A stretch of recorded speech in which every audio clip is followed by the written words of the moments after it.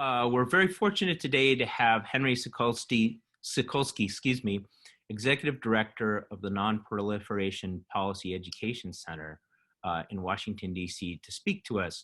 He's also the Senior Fellow at the Global at UCSD's, and I keep calling it by its old name, but the GPS for Nuclear Security Studies.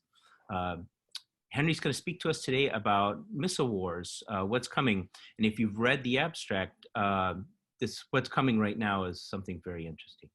Thank you, Henry. Thank you for all zooming in. And this is a good experience for all of us at NPEC because we've only done this a few times.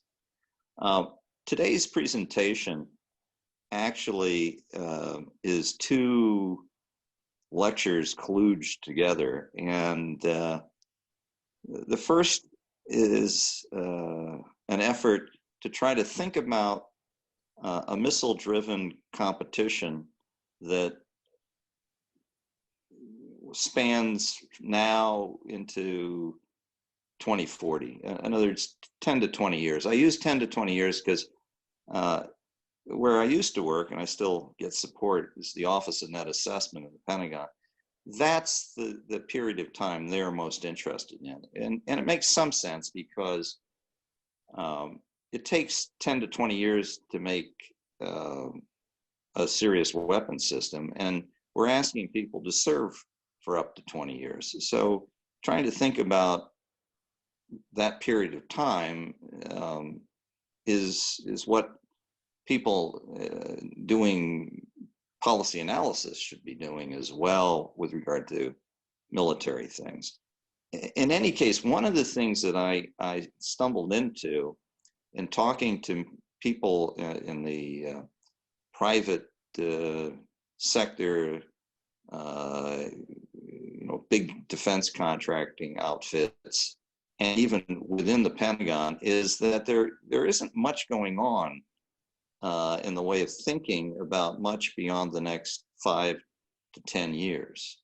And it's usually focused on, buying something or being some particular place. It's not really very big picture. So the whole point of non-governmental organizations, I think, is to do the things that you think the government should do or it claims it's doing that it might not be.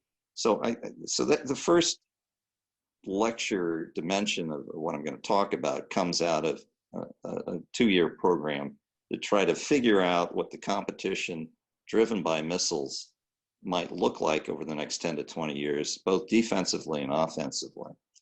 The second topic actually is, I don't know that it kind of fits, but we'll see. And that is, what are the new vulnerabilities that civil nuclear plants might have in a world where there are missiles that are not only accurate, but sneaky in the sense that they can get through defenses? We're beginning to lift the veil on that just now. So as I say, I'm not sure putting these things together is necessarily the most logical thing, but it might be useful, and you'll be the judge of that. So what questions are we going to address? Let's take a look at that slide. All right, 3. You'll notice that it's 1, 1, 1. It should be 1, 2, and 3. It was late last night. I apologize. To what extent have past predictions about missile wars and precision guidance been realized? What new civilian targets might now be hit? And should we target them? Those are the 3 questions. And let's see what the brief answers are going to be. So you can see in advance where we're going.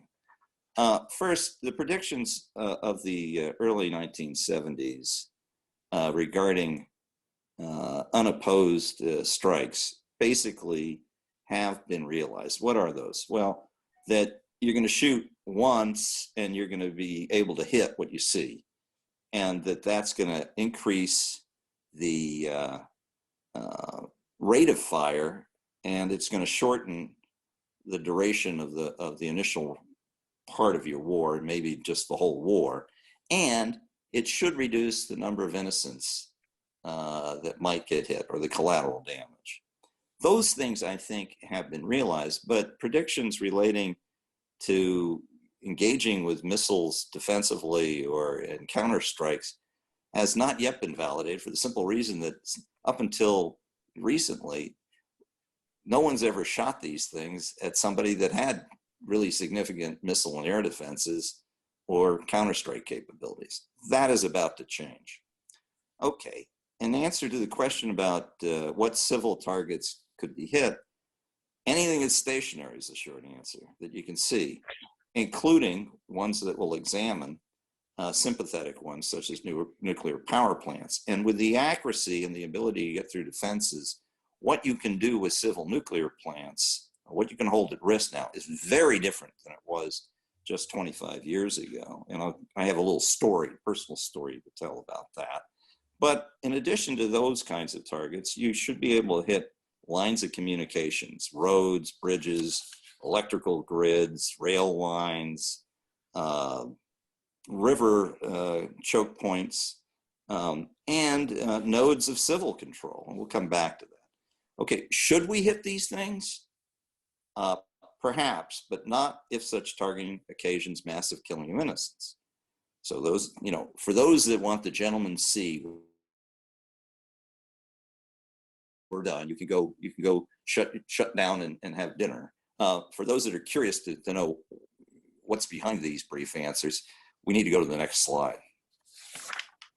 Okay, so we're going to talk about essentially the last 40 years. Let's start with where we came in. Now, the truth of the matter is precision guidance was attempted during the Second World War. Most people don't know it, but we actually had TV-guided bombs at the end of the Second World War. They didn't work that well, but people were already trying to figure out how to make bombs smart. And the first clear practical demonstration of this effort came in the Vietnam War. I remember this news item. I'm old enough to remember this. It was, I don't know that I can pronounce the bridge precisely, Than Ho Bridge. I probably slaughtered that. I apologize. My Vietnamese is not very good. But this bridge was very important, and so much so, there were 800 failed bombing runs to try to knock this thing out. What you had to do is knock out one of the pillars. Couldn't do it. Then they finally figured out how to get a laser designator on the front end of that bomb, which you can see under that F4, right-hand corner. There you go. There's the bomber. There's the bomb. And on the front end, you'll notice it has fins, and on the back end, it has fins. And if you could get someone to point a laser at the point you wanted to bring down, you only needed one bomb, and in 8 runs, they brought this bridge down. And when this occurred, it was published in the newspapers. This was like landing on the moon for military science. Now, what it prompted almost immediately was some discussion of, well, what does this mean? There was a man at RAND who I had the privilege to get to know, I got to know him dealing with something entirely different. But his name was Mr. Digby, James Digby. And he wrote a very, very interesting paper. Why don't we go to the next page? And that paper at RAND was Precision Guided Munitions Capabilities and Considerations in June of '74. He turned it into an Adelphi paper with IISS, which is much, much easier to access. It came out the following year. But this paper, I think, still today, amongst the people who theorize about missile wars, is the paper. It is, if you will, it's the Clausewitzian treatment of this topic. It's Sun Tzu for missiles. And I can't encourage anyone who's interested in this topic more to read it, because it really is worth struggling with. And it's pretty accessible paper. In any case, initially, many of the things in this paper, and we'll discuss it with the next slide. Why don't you jump to that, Bailey? Initially, there were meaningful demonstration of a lot of the points in Mr. Digby's paper. The use of munitions was highly lethal. You'll notice at the top image, those are shelters for aircraft in Desert Storm that were Iraqi. And you'll notice they have a hole right at the top. One hole, that's it. Then we have the Israeli raid on Al-Kabar, which was admittedly a standoff bombing, but very precise. And you have damage right in the center of the reactor. You know, they didn't have to do more than one raid, which is just remarkable. And then you have the Tomahawks that Mr. Obama and Mr. Trump fired at a variety of targets in Syria, as well as the Russian complement. I mean, they had, you know, Tomahawkski, if you will, being fired. And all of these things demonstrated points that Mr. Digby had raised in his paper, you know, 30, 40 years before. Highly lethal, enormous probability of kill, very high, almost 100%. Low collateral damage. In the case of Desert Storm and its sequel, super high rates of fire. Also, this was the case in the Balkan Wars in the 90s. And in the case of the war against Iraq, a very quickened pace of operation. I mean, the wars initially lasted, you know, very, very short period of time, you know, a matter of days or weeks. None of these attacks, though, were against states that either had active missile defenses or long-range precision weaponry to conduct counterstrikes. So there was a lot in the paper that Mr. Digby writes about that, well, we're only lifting the veil on, but we are lifting it. And that brings us to the next slide. This attack last year, how many of you, you know, read about this? I hope some of you, you know, are reading Google News on a daily basis. This was truly a remarkable event. I would say watershed. And it was a watershed event. It was a strike by what we think, you know, probably was Iranian missiles. If not done by Iranians, the missiles were Iranian, and at least inspired and designed by Iranians, and may very well have been fired by Iranians for all we know. But that's not interesting. What's interesting is these missiles, and these are just 4. I think there were 12 or 13 that hit their targets. Were fired against a Saudi oil processing plant, and they hit some storage tanks, among other things. You'll notice that the storage tanks are hit in the exact same location. The Israeli analysts that looked at this believe they call it CEP, the center of error probable, the circle within which half of the missiles come closest to the aim point, was 1 meter. 1 meter. Okay, well, that's kind of astounding, but that isn't what's interesting. What's interesting is what you can't see. And that is that these missiles penetrated through 3 layers of missile defenses. A US Patriot system, a German Skyguard system, and the French Shahin system. And at the time, it didn't get much notice. The Undersecretary of Defense for Policy, Mr. Rood, in the US said, well, we shouldn't snicker at the Saudis for not having even engaged the target. None of these systems even engaged these missiles. He said, it's my view that NATO wouldn't have done any better, and that NATO's not prepared for this kind of attack. Well, okay, game on. Let's think about what this might mean. Okay, let's go to the next slide. All right, now, you know I have this obsession about nuclear power. You know, you know that it's not as good as it looks, or as I would like to say, kind of like the Israelis. In many respects, the risks aren't as great as they appear. They're just much, much, much greater than you know. Now, you should take this perhaps with a grain of salt. I mean, you may have different views, but I think what I'm going to show you, nonetheless, is interesting for non-nuclear targets as well. So please endure me or humor me just a little here. Let's go to the next slide. In 1992, I worked in the Pentagon. And because I had an office that had the N word in it, in this case it was non-proliferation, I was asked to brief the Defense Policy Board, which I guess was an honor because I never was asked again. And they wanted to know how many nuclear weapons North Korea had, which is absurd. I mean, nobody knew. I mean, so, all right, I could do a brief on sort of the level of uncertainty, yeah? And I went in, I had my charts, and I sat patiently. Now, you need to understand, this was quite a collection of people. Sitting around the table, the chairman was Richard Pearl.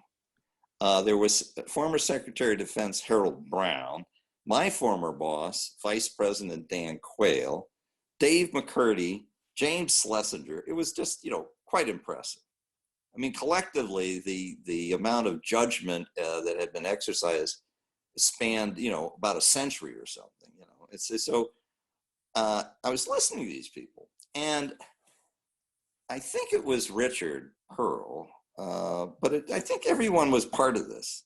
They had convinced themselves that they should write a memo and advise the Secretary of Defense to have the president attack the Yongbyon reactor. And the thinking was, and they argued this, was, well, we can afford to do that because if North Korea does so much as displace a hair of anyone in South Korea, they know we'll come back and flatten the country. And so we'll deter that. So we can take a pot shot at this reactor. And they went around the room and everyone said, yes, yes, yes. It didn't matter what their political outlook was. This is what everyone was convinced of. And they were ready to write the memo. I mean, I don't know whether anyone pays attention to memos from the board, but it's still, I mean, they're supposed to, I guess, So then they remembered after they had convinced themselves that, oh, I was supposed to brief them for some reason. And of course, I had my slides, but it seemed kind of pointless to me, after this conversation. I mean, this was really something. So I got up and I said, well, I was going to give you my brief, but I don't influential and experienced people with so much judgment. And I wasn't trying to be coy. I mean, I really meant it.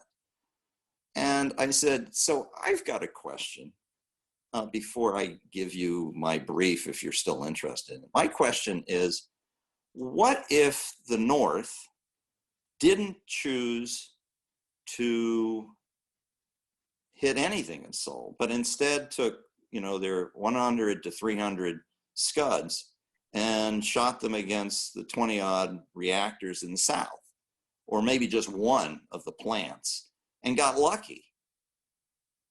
And they hit something and there was a radiological release. I said, it's my understanding that the prevailing winds are either north or south up and down the peninsula.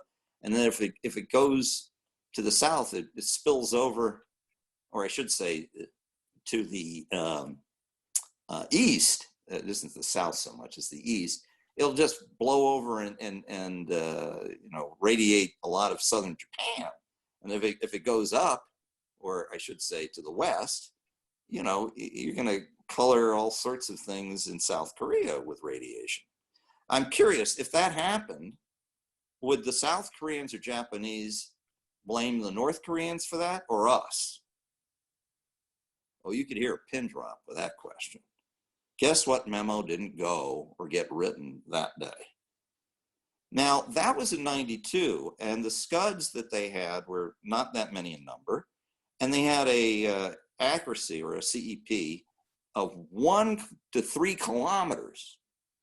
Okay, so what are they today? Well, I looked at the unclassified literature, and it's somewhere, you know, at worst beneath 200 meters or 100 meters, or maybe 10 to 30 meters, depending on the missile. Wow. Well, what does that mean? Let's go to the next slide. Okay. Like it said before, the missiles now really run a very, very good chance of being able to hit things, if they wish, that are, you know, less than, let's say, 50 to 100 meters in size. And they might not need more than 1 or 2 missiles. Now, what does that mean? It means that you could choose to threaten a reactor with a loss of coolant accident by steps. You could hit the power grid lines coming in, which would then force the diesel generators to do the electrical generation to pump the coolant to keep the reactor from melting down or having fuel failures.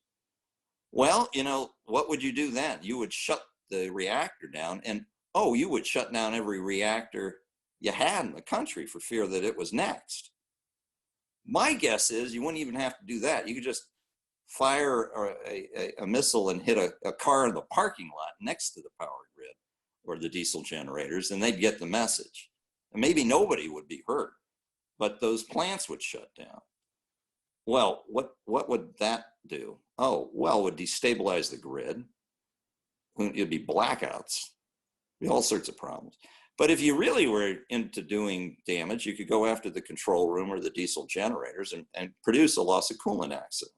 Or if you were really nasty, you could hit the power grid lines are pretty obvious. The diesel generators are over here.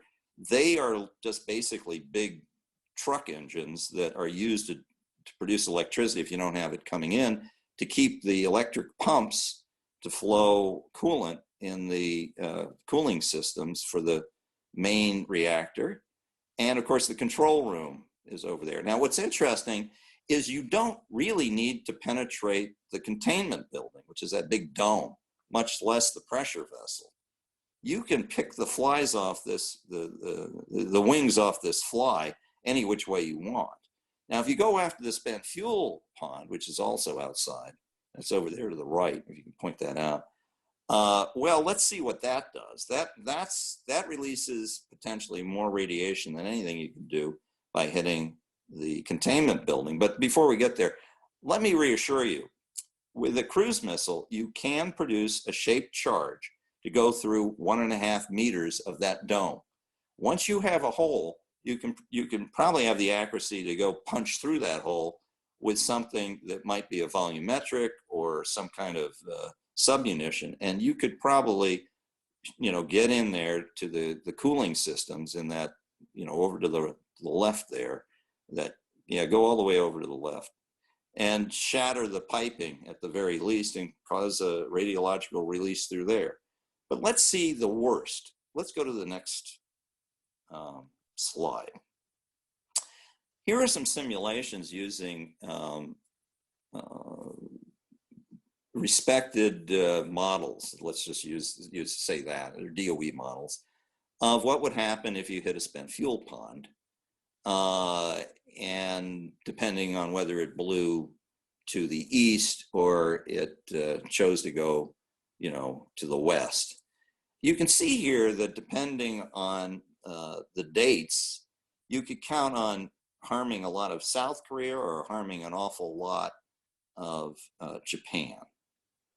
The North Koreans probably know this. This has been in the unclassified literature, these images, for some time. You notice the dates is 2015. That would force the evacuation of millions of people. And the idea that you would conduct war operations, if that was the case, I just think is fantastic. I don't think you would, not for very long. Okay, so let's move to the next slide. Oh, now this is a dated chart, but it gives you some idea where all the nuclear plants are that you might want to play with if you wanted to threaten or hold at risk. There's a lot of them in East Asia, Southwest Asia, and although you can't see it, in the Middle East. Turkey is building some. We have the UAE that just brought some online. Iran has one on the line. Egypt wants to build some and has begun scratching the earth with Russian financing. Algeria, Jordan could be next. And, you know, there is some activity, obviously, in Europe as well. But that's not great news, because that means that you can use the vulnerability of these facilities as a sort of a leverage, deterrent leverage point, if you will, or a coercion leverage point. I mean, I was asked, had a conversation with a retired Israeli general. I said, let me guess, you guys aren't interested in building a nuclear power plant. And his rejoinder is, we don't need it because we have natural gas, and we don't want it because it's a dreadful target and it's vulnerable. Let's go to the next chart. His conclusion was not speculation, it was reflection on history. There have been 13 strikes against reactors in the Middle East. And you would think that that would suggest that this is a trend rather than something that will never happen. Okay, this then raises the question, going to the next slide, should we target such civilian targets? Well, we go to the next slide, and the next after that. Well, the short answer is no, in my opinion, but you know, other people have other opinions. But I want you to understand why we even think about doing such things. And that is, in the old days, 80 years ago, we couldn't get within 75 square miles of our intended point targets. We had CEPs of 5 miles back in 41. And if you take the formula for CEP is pi r squared, where r is the radius of a circle defined as the circle within which half of the weapons closest to the intended target fall. So that means half of the CEP of 75 square miles means the rest, half of the bombs don't even get within 75 square miles. Next chart. Solution. If that's your accuracy, what do you bomb? Well, something is really big that doesn't, you know, generally fly up a whole lot of defenses at you at night, and it's a lit city. And so this is where we went after we tried to hit point targets in 1940 and 42. We went for just killing a lot of people in cities and saying, well, it must have some military value. And arguably it did. And since that's all we could do, I guess, well, that's, you know, what we're doing. But over to the right, we have the firebombing of Tokyo as the logical conclusion and follow through. And, you know, that killed 100,000 people. And, you know, it was over a matter of 48 hours. That then leads to the next slide. So the logical projection and follow through was, oh, well, why do area bombing with a lot of bombers? It seems like a waste of perfectly decent fuel. We can go with one bomber and, you know, just be done with it. And, you know, Hiroshima and Nagasaki were just basically a follow through, a more efficient way of doing what we were already doing. Go back now, if you could, Bailey, to the previous slide. So what we did then, roughly, was to make up for aiming inaccuracies. We just went wild, increasing explosive yield. So we went from the biggest bomb in the Second World War was called the Grand Slam, and it had an effective yield of about 4 tons. And what we did is we went from Grand Slam of 40 tons to 1,500 tons, and then 2,000 tons. So that's a pretty big jump. That's going from non-nuclear to nuclear. You went to 15 kilotons or 15,000 tons from just about 4 tons. And of course, with the Hiroshima bomb, we then jumped to the hydrogen bombs, and they were, you know, instead of 15 kilotons, they were 15 million tons. Now, you don't really get a sense looking at this chart that these jumps were significant because it's logarithmic paper. But if you did this on just a sort of arithmetically or on a linear kind of chart, I mean, I don't know, you'd have to go to the top of the Washington Monument to do this chart. There's pretty significant jumps here. All right, so let's go forward to the next slide beyond this. All right, now, initially, the whole idea of using bombers to kill lots of people didn't go away after the Second World War. I mean, first of all, in the North Korean War, we dropped more bombs on it than the entire campaign in the Second World War. Curtis LeMay bragged that he had destroyed or killed 10 to 20% of the population, which is 1 to 2 million people. And everything on the surface of North Korea was flattened. That's the reason they have, like, I don't know, 10, 20,000 tunnels now. They don't like that vulnerability. But you'll notice to the right, even when we developed the next bomb, the hydrogen bomb, the aim was literally just to destroy more of the city than we could with that little circle, which that was the atomic or fission bomb of a nominal yield of 10 to 20 kilotons. So, you know, if you go down to the bottom chart, moreover, we had about half of our arsenal in multi-megaton yield weapons into the early 70s. So this whole idea of MAD and effectively destroying an awful lot of targets that might have had military value, but would kill a whole, you know, literally millions or scores of millions of, and maybe even hundreds of millions in the early years, was de rigueur. I mean, it was part of the narrative. Massive assured destruction was a little thing that was coined to try to summarize the mentality of what the effective consequences of doing the single integrated operating plan, which was this massive spasm of releasing, you know, thousands of weapons on your adversary. What's happened since? Go back to that accuracy chart, if you would, Bailey. One more. Well, what happened in 1941 was we had a CEP of 75 square miles. By 2011, it was down to a few meters, and today, well, now let's go forward to that car. The today with precision guidance, innocents need not suffer. It's now down to about a yard. Here is a car that was hit with something called the flying Jinsu.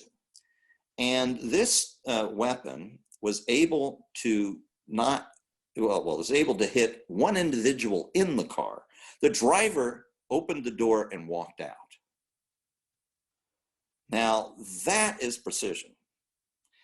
And it puts things in an entirely different light with regard to the killing of innocents. You do not have to do it as much because you have aiming accuracies.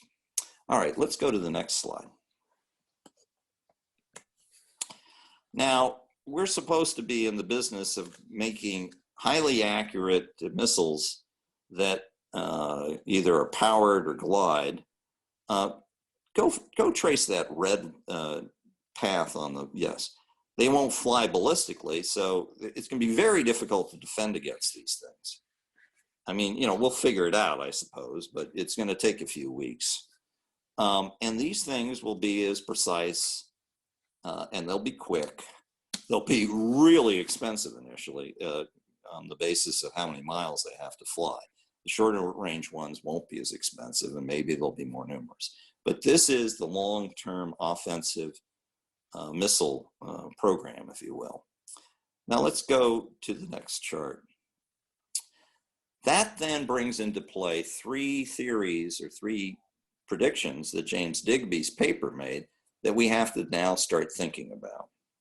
In major wars, he said known military targets could all be hit in a matter of days or weeks. So what that means is in future wars, let's say if we fought a war against, I don't know, what do they call it? A revisionist power. If you fill in the blank. What would happen is both sides might have these weapons that were non-nuclear, that were precise, that could go through missile defenses and could probably penetrate a lot of passive defense. Not all, but a lot. That would be, concrete or buried targets. And you would, in a matter of days or weeks, probably days, exhaust all the targets you could see. Now, there'd be a lot you couldn't see, but the military targets would be done. And then the question would be, what happens next? Now, Digby worried that to end the war, someone would say, well, I'm going to roll out a nuclear weapon and just, whack a city.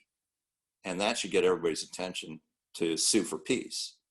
Alternatively, he said, it might result in a pause in activities that would lead to negotiation. Now, that's the question of the day. Let's go to the next slide.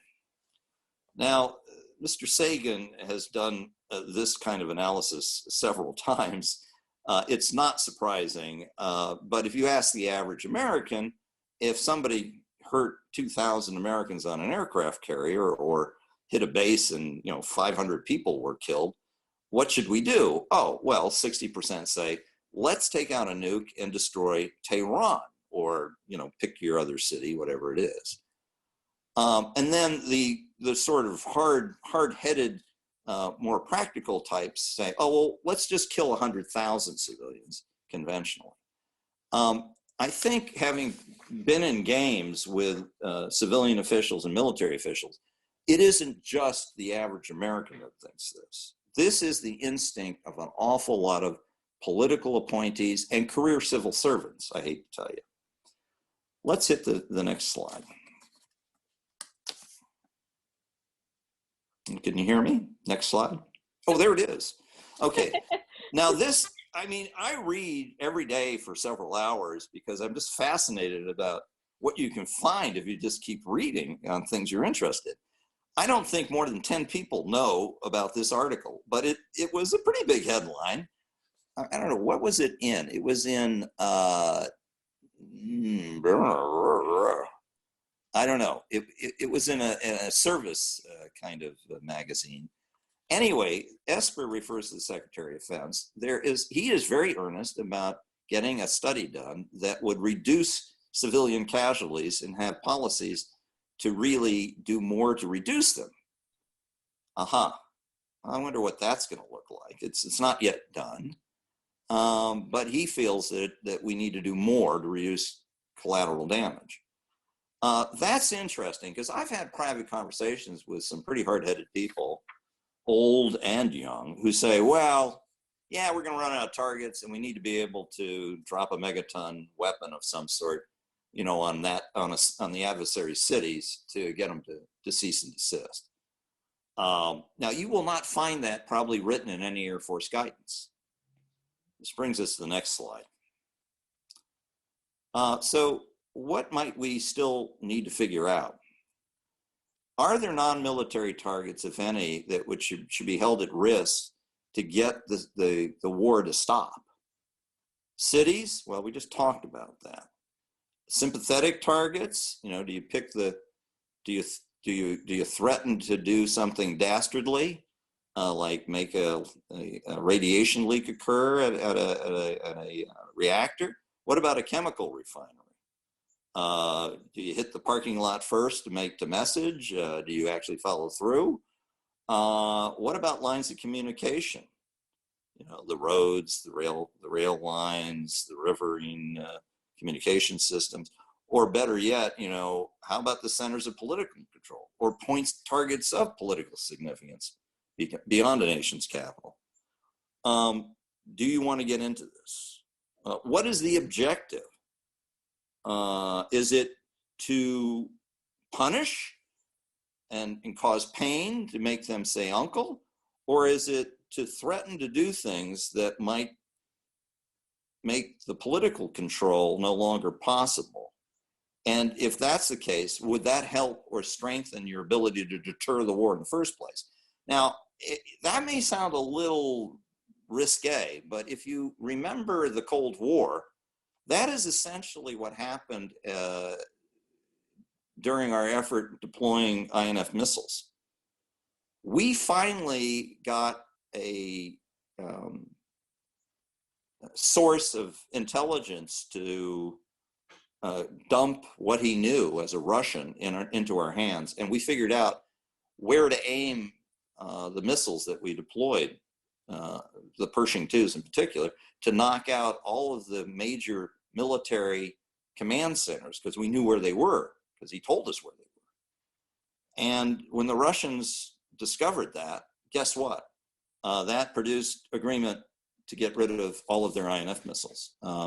They weren't haggling after that. Well, I mean, is that what we need to do? Do we need to, to get arms control and to deter war? Do we need to do that? Don't know. Would agreeing not to use nuclear weapons against cities be a bottom line? Would that make sense? Because we have a policy, we claim not to do it. We're less urbanized than our revisionist potential adversaries. Is that a narrative you want to have, even if you can't get an agreement? Next slide. Okay, well, I thought it'd be cute. What we need is a renaissance in thinking about counter-value targeting. I don't think we should go back to the Second World War. I don't think we should go back to the Cold War. I think we need to figure this out, because an awful lot of people's lives may be at stake if we don't. And that brings the very last slide, which two things you can read and watch that will help you challenge yourself to try to figure out the answers. I'm done.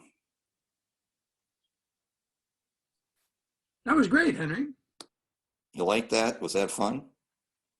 Yes, thank you so much, Henry. That was terrific.